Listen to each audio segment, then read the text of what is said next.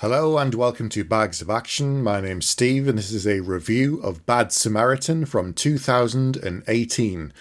The film stars David Tennant and Robert Sheehan, Kerry Condon and Carlito Olivero, Jacqueline Byers and Tracey Heggins. This film starts out with a very simple premise. It's a thriller that's directed by Dean Devlin, who's done a lot of TV work and film over the years. The premise is there are two young guys in their early 20s who run a valet service out the front of a restaurant. And they're actually amateur criminals. What they do is one of them will take the car keys, pretend to go and park the car somewhere else around the corner.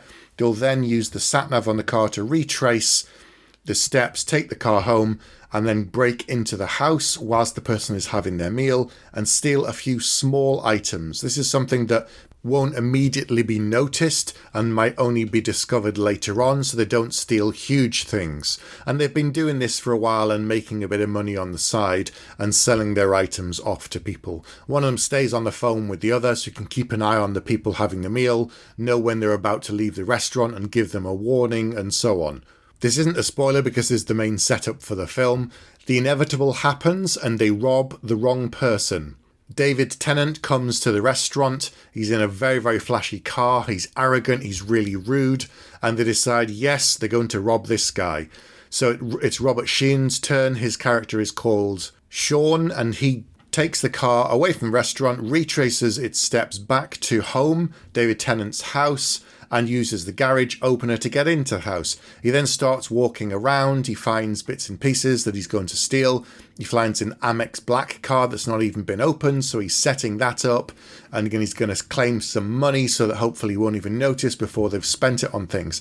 And just as he's doing this, he turns on a light in the guy's office and discovers a woman who has been handcuffed and gagged, strapped to the chair. She's covered in chains, so she's completely locked to it. She's locked to the floor, and there's no way for him to get this woman out. The guy who's on the front door, who's talking to him, says he looks like he's getting ready to come out. You need to start making a move. Sean is talking to this woman. He wants to rescue her. He wants to help her, but he's got no way to do it. He can't break her out of the chair. There are no tools. And the guy is now outside the front of the restaurant. So he makes a terrible and life-altering decision. He puts the gag back in the woman's mouth and promises to come back and save her. They manage to just drop off the car in time. And then he does the unthinkable to his friend. He calls the police. He says, I think I saw someone fighting. I heard some noises. And of course, the police turn up and he's watching from the street. And at this point, everything has changed. When David Tennant has got back to the house, he's realised something's wrong, but he's not quite sure what. The police come to the door. They talk to him. They can't find anything, what's going on. And they think it's a prank call or an angry neighbour and they go away.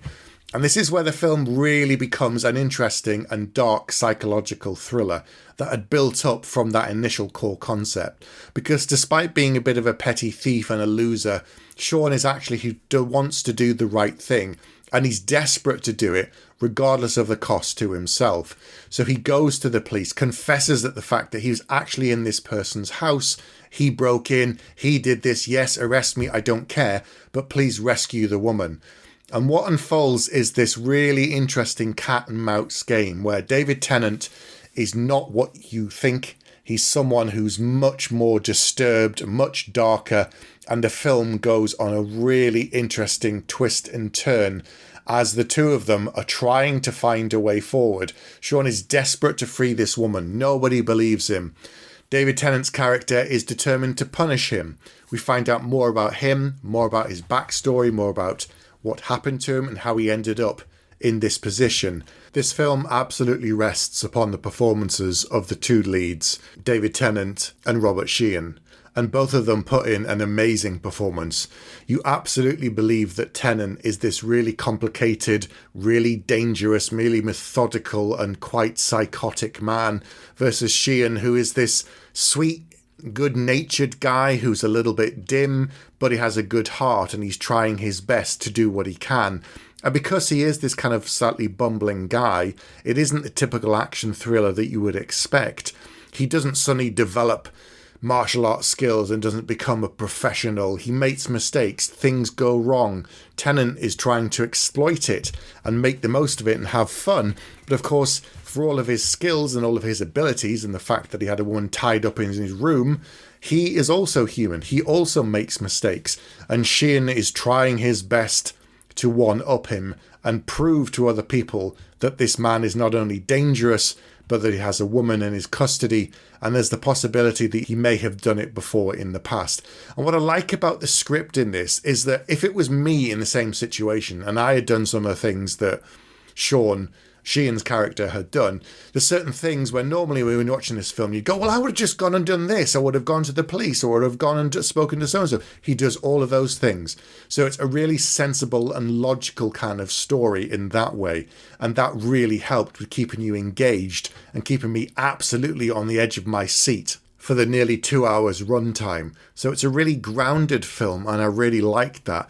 It's probably got a fairly small budget, I would say, compared to other thrillers, but because it's got a small cast, it keeps the tension absolutely focused, and it's really, really well done. There are other subplots I don't want to spoil by going into, but a lot of the other characters get a little bit of screen time and also character development, which is nice to see, even with what I've been talking about being the kind of overriding driving force and engine of this film. So that was really appreciated too.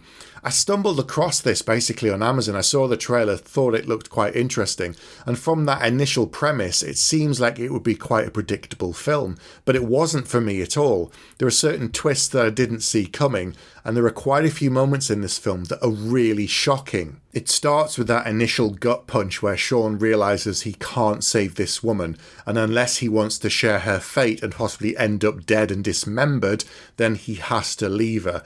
And it's a really tense and uncomfortable moment, and there are a couple of other ones of those in the film. The ending itself, the very ending, is perhaps slightly predictable, but how you get there and some of the twists along the way are what make this quite a worthwhile journey and a good film if you're in the mood for a really tense action thriller. Kerry Condon, who plays the girl that's being held hostage, I've known her from things like 3 Billboards. She's the voice of Friday in the Avengers film. She's done Rome, Better Call Saul, and a bunch of other stuff. But her Irish accent is very, very unique and recognisable.